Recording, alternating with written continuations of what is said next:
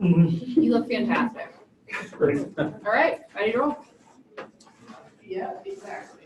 Hello, everybody. Thank you so much for coming to our special seminar on nature-based learning as a strategy to enhance education and create green communities. We're very honored to have as our speaker Louise Chawla, who is Professor Emerita in the program in Environmental Design at the University of Colorado Boulder. And she has many connections to the topics that matter to our department, our college, and our university. So she is Associate Director of the Children, Youth, and Environment Center. She writes, she's done research to develop applied interventions in the areas of appreciation of nature, youth and nature, health, the impact on human health and well-being, and using nature-based learning to promote appreciation of nature, but also literacy, health, civic engagement, and so on. So for a department and a college as diverse as ours, many of us are more leaning towards human development kinds of things. We have agricultural education, we have rural sociology, agricultural economics. I think this topic is really touching with many of our topics that we're studying. So truly interdisciplinary. I should mention that Louise and I both had the same advisor. We went through the environmental psychology program at City University of New York, worked with Roger Hart, who's a geographer by training, but he did a lot of innovative work with youth around the world in terms of civic engagement, participatory development. And I'm just couldn't be happier that Louise is here. She's this is one of several talks she's giving. These 2 days that she's here. She's doing a talk tonight at the Honors College with Nick Meyer, who is on the faculty of Bucknell. We're going to talk about their topic is looking at intergenerational approaches to getting people to be aware, climate change aware and active. And also she's going to be meeting with sustainability students, go to the Arboretum. At any rate, Louise is very open. She likes to share her knowledge, which we really appreciate that. And I hope that we'll see you more in the future as well. This is a beginning relationship. Louise, please take over. Sure. Yeah, so well, Matt and I always like excuses to get back together and see each other again. I brought him over to Boulder also, and he helped plan the intergenerational activities for co-housing developments that we have in our city. I don't know if there's any co-housing here. Are you familiar with that model? Okay. Well, it's a model where people own their units, but they share common spaces. And it was developed in Scandinavia, actually as a reaction against the suburbanization happening in the United States. So Scandinavians have a very collective consciousness. Have any of you worked in Scandinavia or had connections there or have family backgrounds from Scandinavia? Anybody here? If we were in the Midwest, I would see hands going up. But they have a very collective culture. And they saw suburbanization happening here, and they didn't want it to happen there. And of course, they're smaller countries, they can't sprawl the way we can sprawl, but so they developed co-housing as a way to, where people kind of lived in the same development, and they had a large communal kitchen, like communal shop or sewing area, or a room where they could all go watch election returns together, or the one in Boulder also has a beer making room for the guys who want to make beer and so forth. So Matt came, and they were very interested. They have a co-housing for kind of anybody of any age, including lots of families with children, across the street from a co-housing for 55 and up.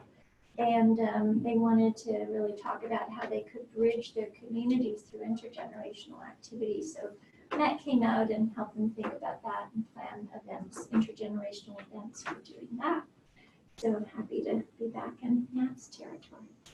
So it would help me if I don't promise to remember all your names, but I think I will remember kind of the kind of work each of you is involved in. So if you would just go around and briefly introduce yourself and what your work is. Sure.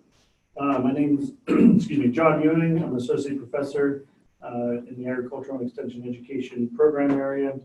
My main focus is on teacher preparation in agricultural education, and my research focuses on experiential learning and shop safety, laboratory safety. Hi, I'm Jessica Barnhart, and I'm a senior here in the major of agricultural and extension education, really focused on environmental education. My name is Brandon Whitmer. I'm a senior in agriculture and extension education. I also have an associate degree in wildlife technology. I'm also taking a minor in forestry, so environmental education focus for sure. I'm Tiffany Mori. I'm a third year PhD here in Ag and Extension Education, and my primary focus is on virtual mentoring and its benefits for pre-service teachers and service teachers and university supervisors of agriculture. My name is Louise, and I'm the Acting Assistant Director for Programs for Penn State Extension's Food, Family, and Health Units. And so the programs that I oversee are related to health and wellness, family well-being, and even vector-borne diseases now. My name is Sarah Xenophon. I work as a watershed technician for the Ag Environment Center. A lot of our work kind of crosses the boundaries between implementation, extension, education, grant procurement, that sort of thing. So. Hi, I'm Ben Bailey. I'm a new assistant professor here. I have a prevention science background, so my research is mainly in early childhood, but design of programs and evaluation of programs that are intended to promote positive well-being among children. Great. Hello everyone, my name is Alejandro. I'm from Colombia. I just finished my master's in agricultural extension and education, where I focus on program evaluation. I'm just starting my PhD, and my main research focus is around the cocoa sector in Colombia. I'm Jim Johnson, and I'm a professor in early child education in the Department of Curriculum and Instruction. And I've been here many years, and I've been teaching graduate and undergraduate courses on play and early development and early education. And I'm interested in this topic also for its value for intergenerational. I'm a co-facilitator for the Play Policy and Practices Interest Forum for the National Association for the Education of Young Children, and that has become a theme in our platform to try to look for intergenerational. Yeah, Jim was just telling me his wife has been out to see the forest schools, which are an idea coming from Northern Europe and Scandinavia, where kids are, you really want to take nature-based education to its kind of full flowering. You may not even have a school building. The outdoors, the forest or the natural area is your school. Yes. I'm originally from New Jersey. I was an agriculture teacher, and they opened up a nature school right here where I taught, and a friend of mine, both of her children went through it. It was fascinating to see and hear about the things that they did and how they approach early childhood learning compared to the traditional preschool. Yes, and I was just telling Jim, so I'm from Boulder, which is, if you know Boulder at all, it is the buff city. It's very outdoors oriented, but we just started our first nature preschool. It opened this fall. So yeah, the model is spreading. Yes. Hi, I'm Caroline Hennessy. I'm a second year student in agricultural education and extension. Also, dual title in comparative international education. And I'm doing the research about the intergenerational programs sponsored by the Chilean government. Yeah, so describe them and realize how they reflect the public policies. Imagine you work with Matt. Yes. And you know me, Matt Kaplan, besides my fame of being friends with Louise Chawla, I'm on the faculty in the Department of AESE, the Social Science Department and College of Ag Sciences. And I do intergenerational work in aging, studies of aging. Sorry. Well, this is very helpful to me. It makes me feel much more confident that what I'm going to be sharing with you should be relevant to you. You just myself, I did a master's in education and child development at Bryn Mawr College, and with I'd say more of a developmental psychology foundation than it was kind of education was the add-on in that case. But I think I got a really strong grounding in developmental psychology there. But because I discovered about 1 month into the program that what I was really interested in was what children learn just out and about in their communities, that informal learning. And so I switched to the doctorate in environmental psychology, where Matt went as well. But I think we all in some way have an interest in education and in natural world in some way. So this should be relevant. Okay, so I wanted to talk about this idea of nature-based learning, and first of all, I'm going back. Well, I want to just say also, so I'm in a program in environmental design, and so I'm also used to working in a very interdisciplinary way. And so that includes architecture, landscape architecture, and urban planning and urban design. And my work has really been kind of more of a crossover between the landscape architecture and urban planning and urban design. So I'm very comfortable sitting in an interdisciplinary program and know the complexities that can involve as well. And then I help create the Community Engagement Design and Research Center there with a couple colleagues. And so although I am retired from the teaching side, I'm still very active. I have an office in the center there, and I'm still very active with projects. So nature-based learning, are any of you familiar with that term already? Okay. Well, it was actually coined by the people who come together to write a grant to the National Science Foundation, and they were successful. And it was a grant to create a collaborative research network, a science of nature-based learning collaborative research network. And it was funded and I think very successful in its outcomes, which kind of still has lots of ripple effects. And so they coined the term for the grant and to try to convince NSF that this is an important idea. And these are the four main kind of principal investigators that came together for the grant. Are you familiar, you're probably all familiar, are you all familiar with North American Association for Environmental Education? If you're in environmental education, that's the go-to place. How many of you are familiar with the Children in Nature Network? How many of you have heard of the book Last Child in the Woods by Richard Louve? Okay. So in 2005, Richard Louve, a journalist, came out with this book called Last Child in the Woods, and it really touched a pulse. The Children in Nature Network is one of the offspring of that, but it's really had a very big impact. And what he did is he identified a really radical change within 1 to 2 generations from the free-range child. And how many of you would characterize yourself as that? Basically, was the main rule be home by dinner time? Yeah, or if you know, there was a book, I think in the 60s, Where Did You Go Out? What did you do? Nothing.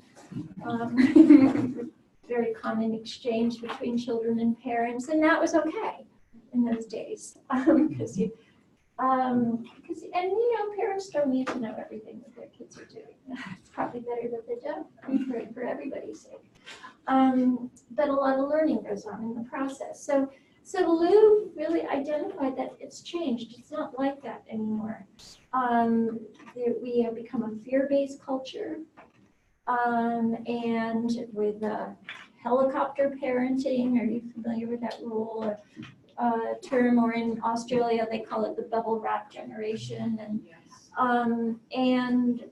with very, very structured days as well, where it's parents who structure the time. And kind of giving a term for this, Last Child in the Woods, and really very articulately expressing this in his book, Luke really kind of set off impacts which continue to ripple, because what are the consequences of that for child development, for human development? Well, we need to be thinking about that. We need to be aware of that.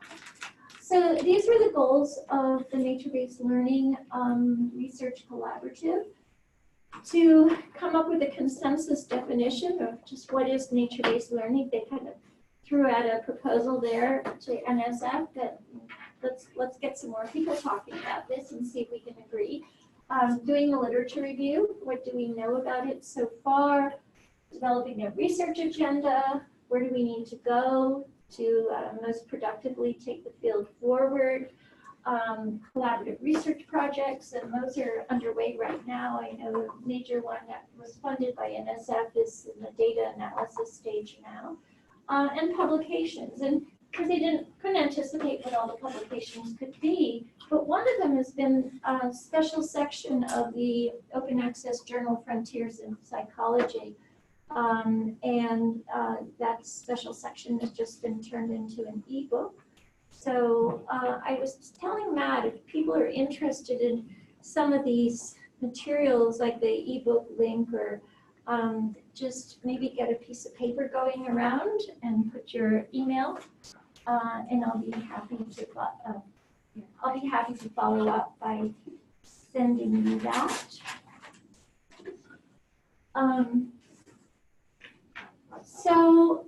And they wanted and bringing people together. So they brought together 18 invited network members, and I was one of them. And then there were 5 representatives of the grantee institutions. So, and 23 people altogether working together for 3 years, and they really made us work.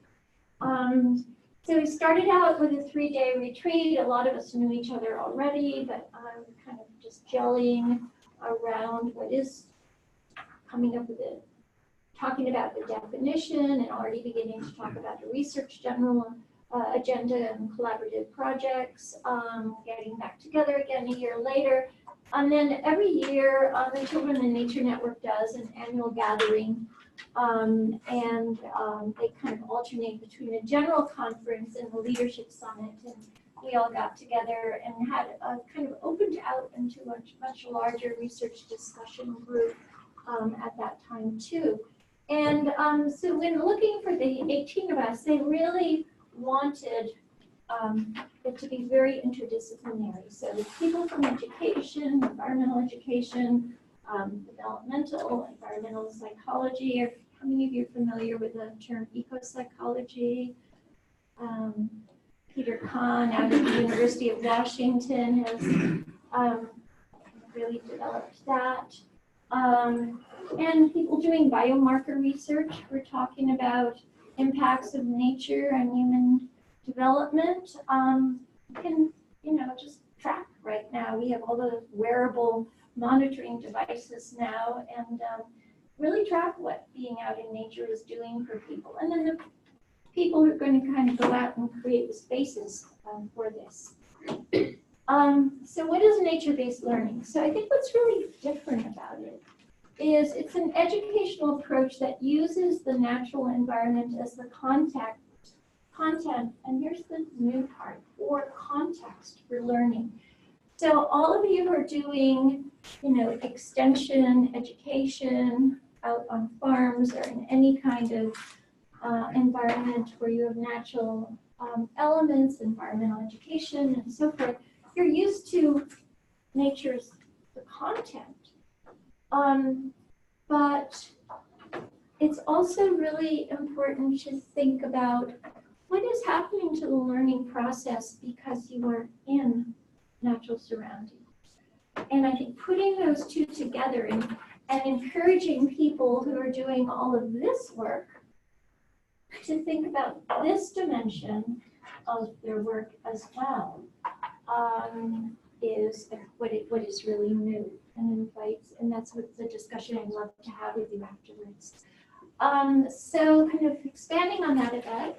So it occurs wherever nature is present, outdoors or indoors. And I'll show you one study of bringing nature indoors and what a significant effect even that can have. So it involves learning with exposure to nature, either, again, here's the content or context, either is the focus of nature-based activities, content, or when nature's in the background, so you're learning about other things.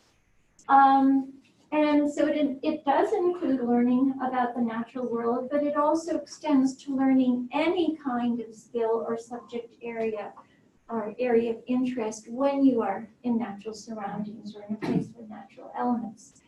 Very broad development of knowledge, skills, values, attitudes, behaviors, covering academic achievement, personal development, environmental stewardship.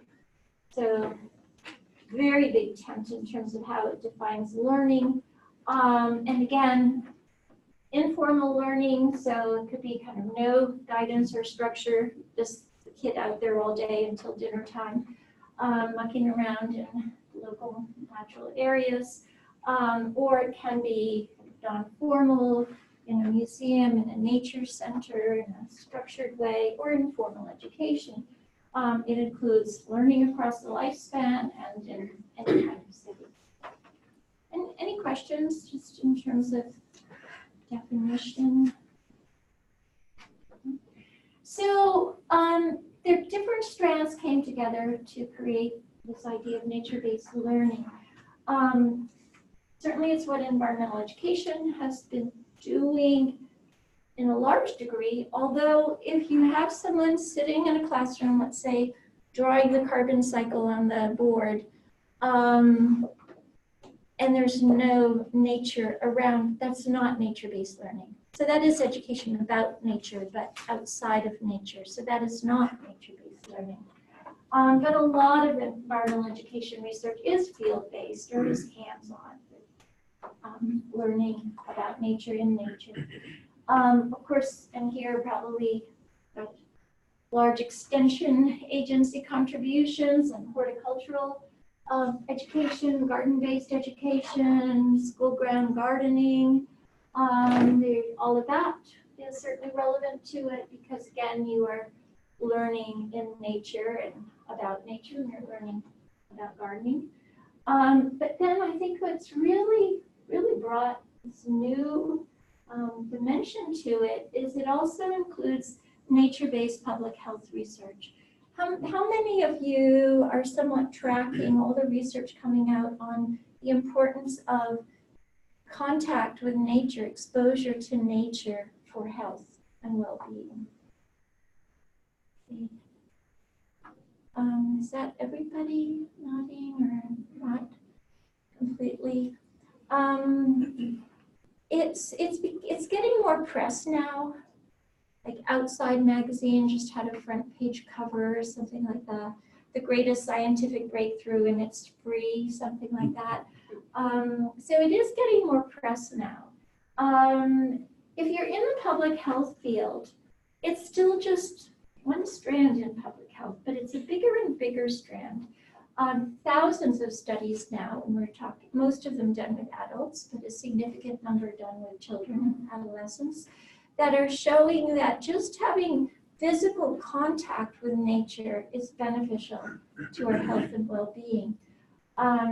So I have a wonderful colleague, Jill Litt, in my university who is a public health person, and she came to me one day and said, you know, our nature and health group in the public health, we decided that we need to get the American Public Health Association to do a policy, come out with a policy statement on the importance of connecting with nature for health and well-being. Would you help me write it? And so I love Jill and I said yes. So she and I wrote the what was adopted, the American Public Health Association policy statement on this.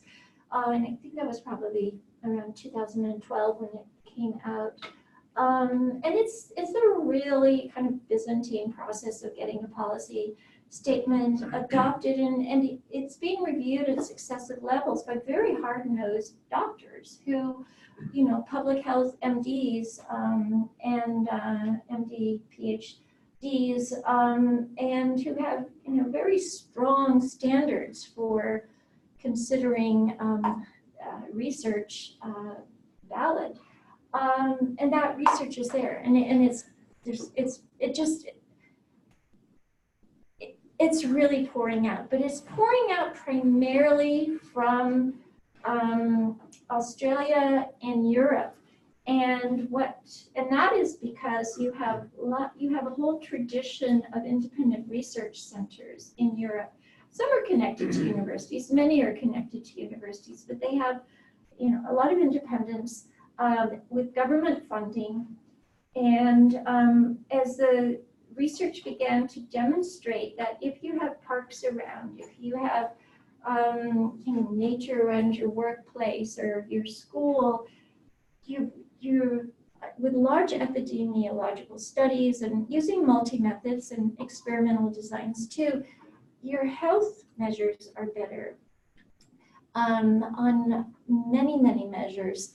And if you live in a country with a national health program, that means ching ching, that means dollars and cents. So there's a lot of money pouring into this research in these countries.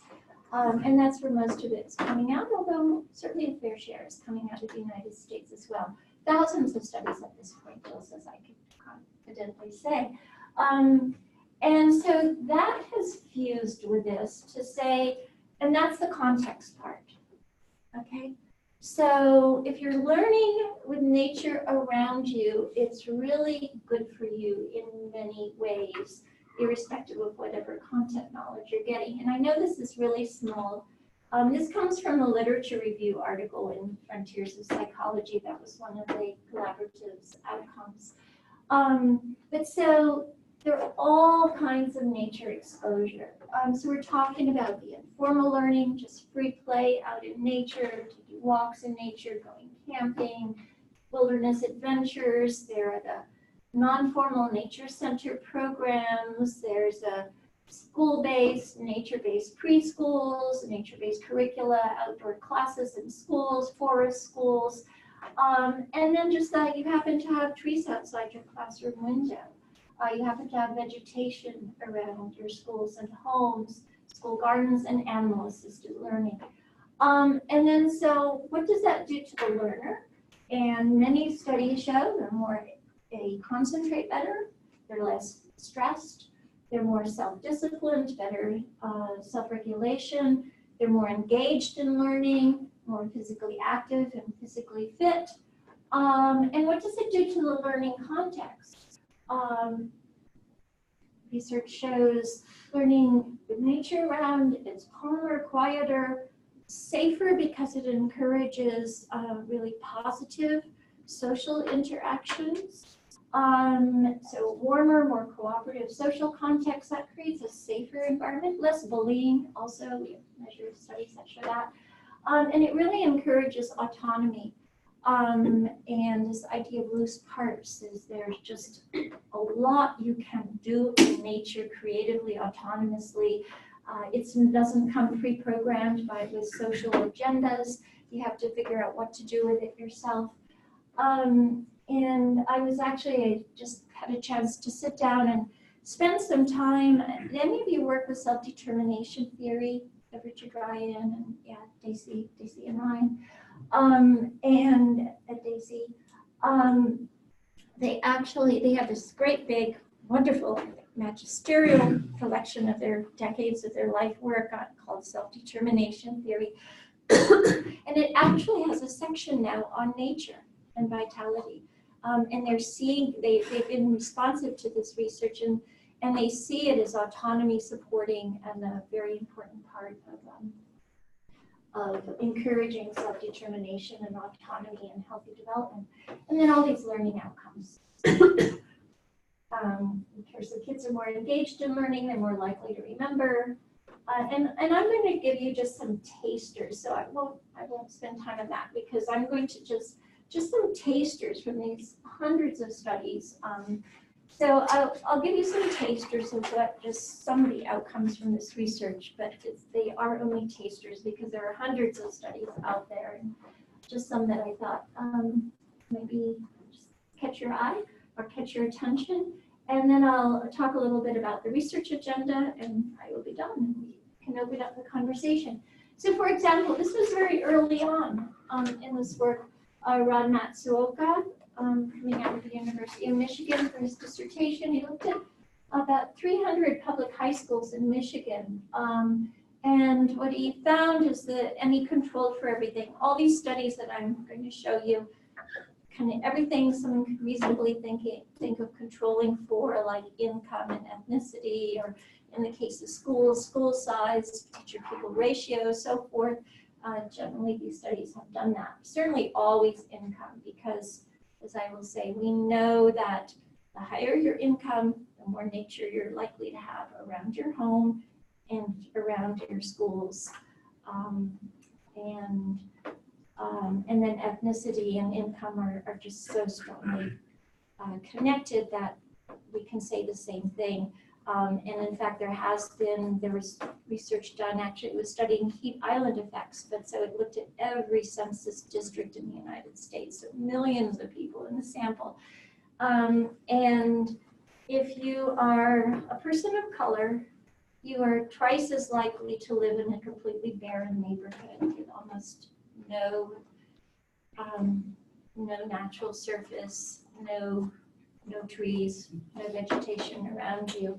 And if you are low income, you are a little less than twice as likely, but also significantly more likely to live in an area like that. And people talk about it as the tree line.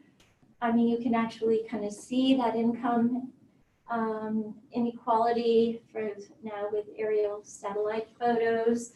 And you can pretty much just, if you just look at where the trees are and you kind of draw your lines around that, you're pretty much marked out the higher income versus low income neighborhoods in a city. It's not always the case. There are historic neighborhoods who historically may be low income and also have parks and trees, but overall, we can make that generalization.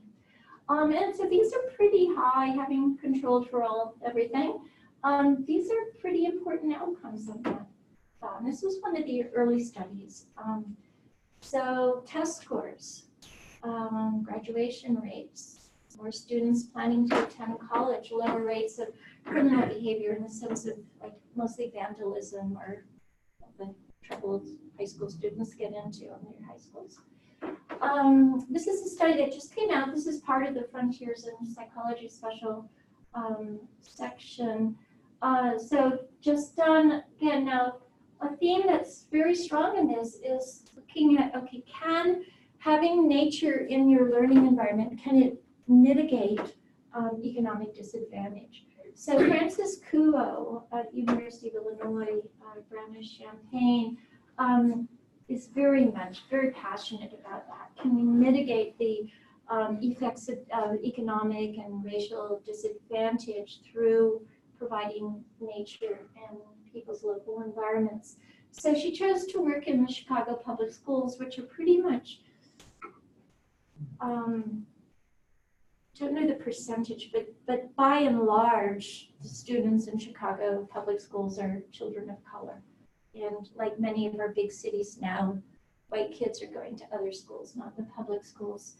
But even then, there were differences. I think those schools with like a high level of white students, and up to maybe maximum were about 65% of the school would be white.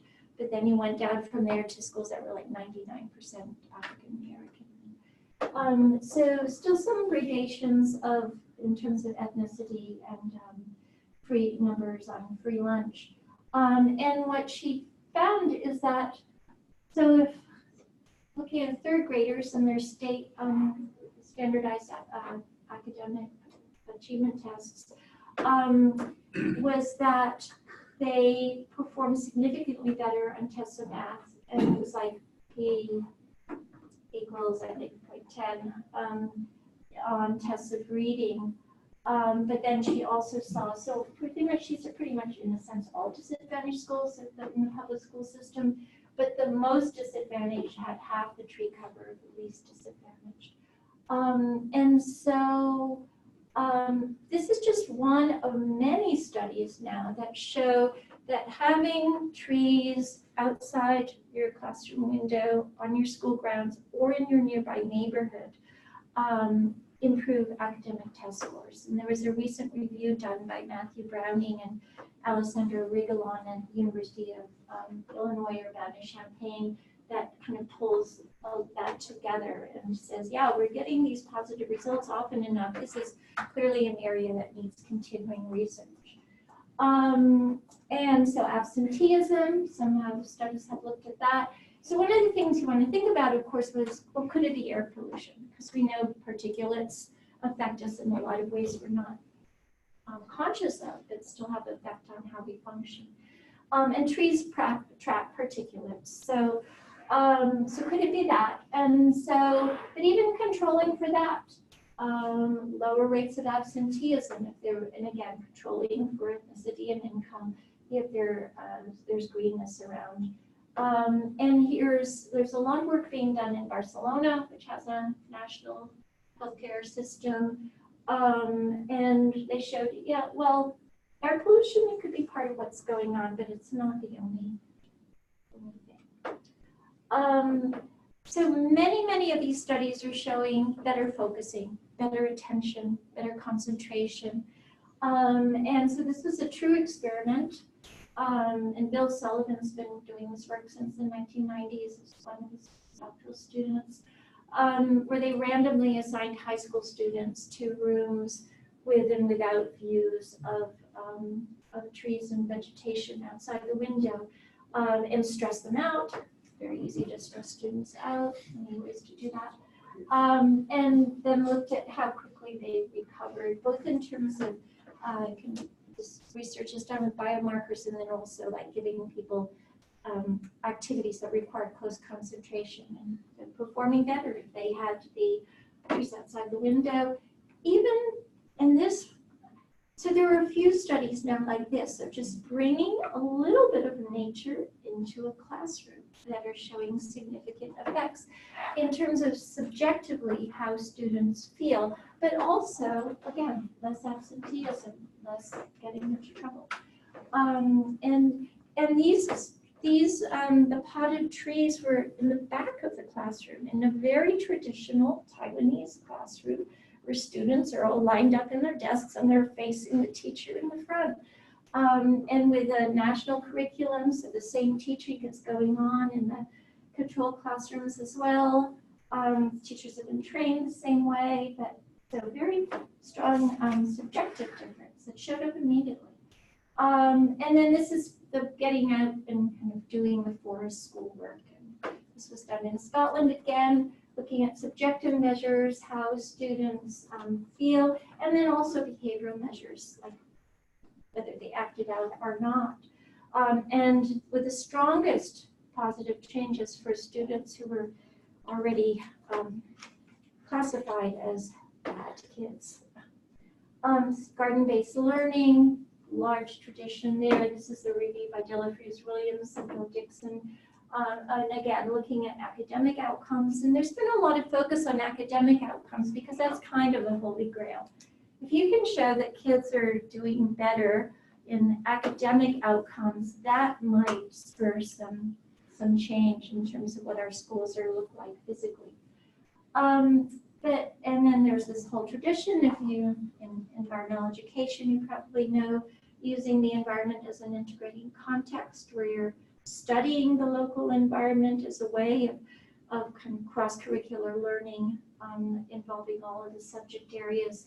This is one that was really nice because it focused on highly disadvantaged schools. And again, you see that interest in that. Can it make a difference for kids from backgrounds in disadvantage? And when they focused on learning about their local natural resources and getting out into the local natural areas, look at how there are gaps between how they were doing we compare to district and say the state averages, how they shrank within year 1 to year 3 when they adopted that approach. Whole other area of research is what does it do for social emotional development, learning outdoors?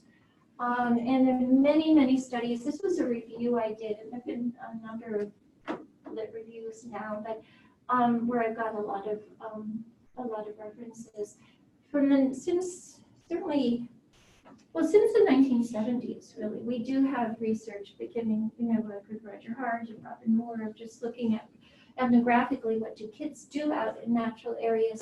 So since the 1970s, we have accumulating research that kids play more creatively and more collaboratively, more cooperatively in natural areas. Many, many studies that show that, and they continue to keep coming out that show that.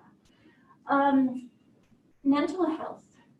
So again, I said these are just tasters. There are many studies that show better mental health in children, young children, middle childhood, and adolescence when there's nature around them. And now I'm talking about natural surroundings. So this is around the home, in the nearby neighborhood where they're likely to be walking, getting out, encountering their neighborhood.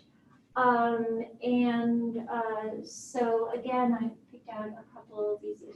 Again, this interest in looking at children from backgrounds of disadvantage. Can it make a difference? Fewer emotional problems, yes. Again, but many studies now that are showing a connection between mental health and access to local parks and having nature around you. And the benefits for children start before they're born. There are many studies now also that show better birth outcomes, and this crosses class lines when the mother has nature around the building and in the nearby neighborhood. Larger head circumference, longer gestational age, better birth weight, better neonate survival rates. This is a whole other class of studies, and their review papers just on that topic. And general development and well-being. So Matt was telling me we have people involved with the preschool education, so I put in a couple of studies from that, but these also apply to older child development as well, although I think actually that's actually a big kind of growth area for this research. There's a growing number, but kind of really just getting started of showing general development and well-being among older children as well. But so this was, for example, it followed 1 to 3 year olds, looking at those who had a school garden, so green school grounds in their nursery schools versus traditional nursery schools where most of their learning was done indoors and there wasn't that much nature outdoors, more traditional playground outdoors. Teachers were trained to do just early development evaluations and just showed across the board, cognitive, emotional, social development, fine motor skill development, greater awareness of their environment when they were playing outside more. And then physical activity and fitness. We have observational studies, and many going back for quite a long time, that children are going to be more physically active on green school grounds. So if you think about a traditional playground, you will have kind of the kids in the middle who take over the playground equipment, and they're very, could be really very high levels of physical activity, but you have a lot of kids just standing around. And so more maintenance of at least moderate levels of physical activity on green school grounds. And also on many studies now showing better balance, better motor coordination. And they think that's because natural terrain are irregular. And so versus just being on a flat asphalt surfaces, that really encourages the development of balance and and motor agility. And then this is my area of research. This was a review paper, but I have many, lots of work in this area. And so other area of learning is learning environmental stewardship. And we know that the strong predictors of lifelong active care for the natural world, but starting in childhood experiences, are kind of three things come up again and again. One is the routine childhood play and exploration of nature, and that comes up more often than anything else. And it's not just my review. Nancy Wells and Christy Lekios did an independent review, came up with the same conclusion. And so, you know, I did a study. I started it in Kentucky when I was working there, and then I had a Fulbright for 2 years in Norway. And so I went all around Norway interviewing, leading environmental activists, and I wanted people who worked in really diversely different areas of environmental activism and asked them, why do you do what you do? And they really surprised me because their public face would be, I do it to save the whales, or, you know, I do it to save those cute baby seals, or whatever their public argument is for why they do what they do. But then they talked about their childhood and mucking around in the natural world and as a child and as a teenager. And I didn't even prompt them to do that. That's just what kept coming out. And many studies show that now. So that was kind of the most important of all, of why do people dedicate themselves lifelong to caring for the natural world.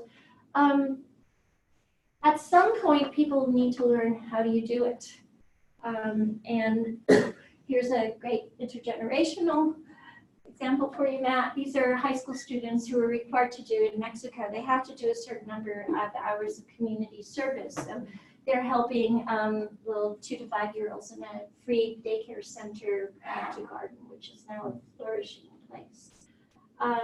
So at some point, you work with other people who know how to organize to regenerate natural areas, protect them, restore them, care for them.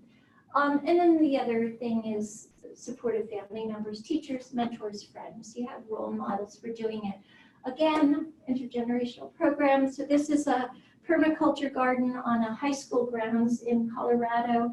And then there's always the problem, what do we do with the garden in the summer?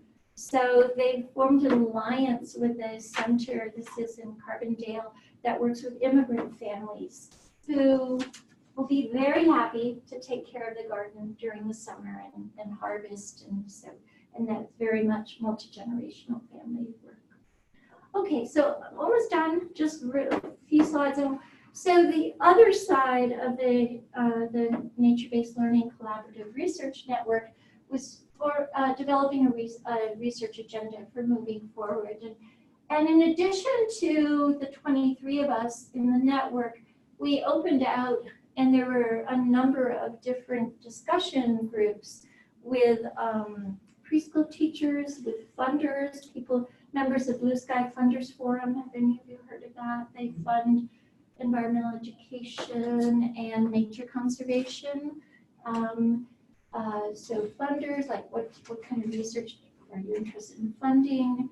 Discussion groups with them and with people attending North American Association for Environmental Education. And these are researchers who had attended the Children in Nature Network conference and saying, okay, we've been thinking about a research agenda for moving forward. What do you think? And I've been pulling it all together. And I wrote an article with Kathy Jordan, who's the research person for Children and Nature Network, kind of pulling that all together. It's also in the Special Frontiers of Psychology issue on the research agenda. And so 3 big areas of kind of what do we know, but how do we need to move forward? So again, certainly need to continue to study learning outcomes and differential effects based on age, grade, family income, and so forth. How do we explain this? Big area of work and questioning. And how do we get, as we amassing these findings, how do we move it into policy and practice? So what are the implications for policy and practice, and how do we get it translated into policy and practice? And then as we were writing our research agenda article, members of the collaborative said, you know, some of these are really game-changing questions. And so let's pull those out and identify those. And of course, as you would expect, as a society, we invest large amounts of our educational dollars into special education. And we know we have growing problems and signs of growing mental health problems in children and adolescents. And attention deficit, hyperactivity disorder, a lot of money goes there. And kids with learning differences, how could we create learning settings that work for all kids? And then, of course, economic and racial differences and differences in achievement, gaps in achievement.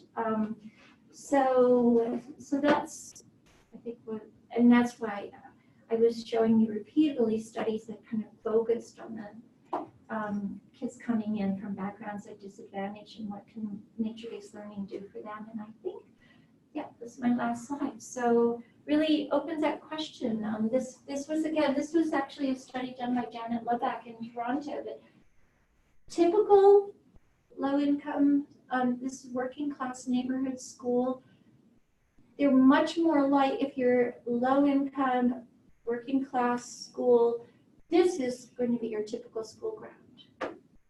If you're in a high-income school area, you're more likely to have campus grass and trees and gardens. And so Janet is a landscape architect and actually a planning degree as well. She's now at Cornell in their human ecology program, but she worked with the children in designing and actually with their parents too in constructing the garden. And I think the research says we need to go this way. We need to go in that direction for all of our children. And I will stop there and just, I'm interested in how these ideas resonate with you and your work. And we have until when? Officially, till 1. Okay.